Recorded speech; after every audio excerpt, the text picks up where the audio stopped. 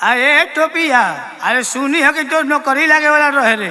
आ देखो तू बाजार में तरकारी बेचत आ का करिए बाबा, ना नौकरी मिलल ना छोकरी मिलल।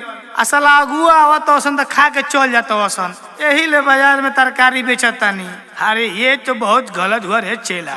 अरे हई लोग कहा जाता रे? इहो लोग जाता बाबा धरना प्रदर्शन करे। अच्छा तो ठीक बा, चल हमू चल जानी आ तू चल चल चल। नौकरी दो या छोकरी दो, नौकरी दो या छोकरी दो, नौकरी दो या छोकरी दो, नौकरी दो या छोकरी दो, नौकरी दो या छोकरी दो। नौकरी दो या छोकरी दो।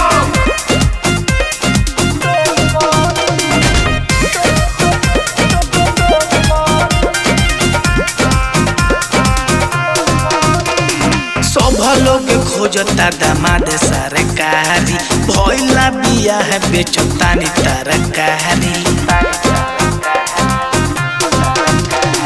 सब लोग खोजता दामाद सरकारी, भइला बिया है बेचतानी तरकारी। बीतल जाता उमर गवाई कब झूमर, कबले अबोरी हम पोखरी। ना नौकरी मिलल ना छोकरी, एही से ढोतनी टोकरी। ना नौकरी मिलल ना छोकरी, एही से ढोतनी टोकरी।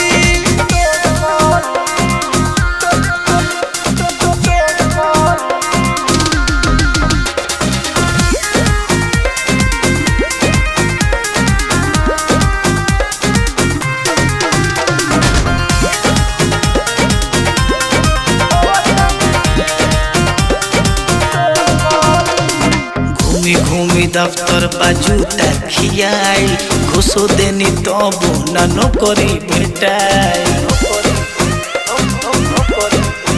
साला अगुओ आके खाके चल जालो सन, हमरा दुआरा पर आके निकल जालो सन। धान कुटतानी ले के ओखरी, धान कुटतानी ले के ओखरी। ना नौकरी मिलल ना छोकरी, एही से ढोतनी टोकरी। ना नौकरी मिलल ना छोकरी, एही से ढोतनी टोकरी।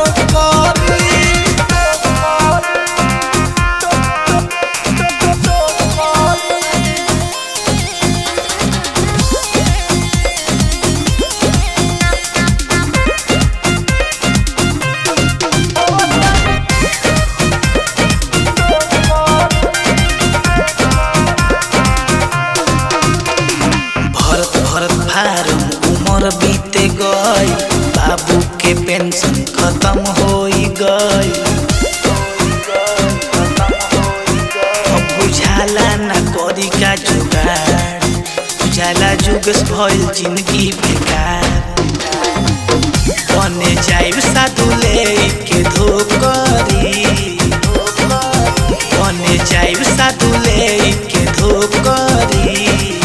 ना नौकरी मिलल ना छोकरी, एही से ढोतनी टोकरी।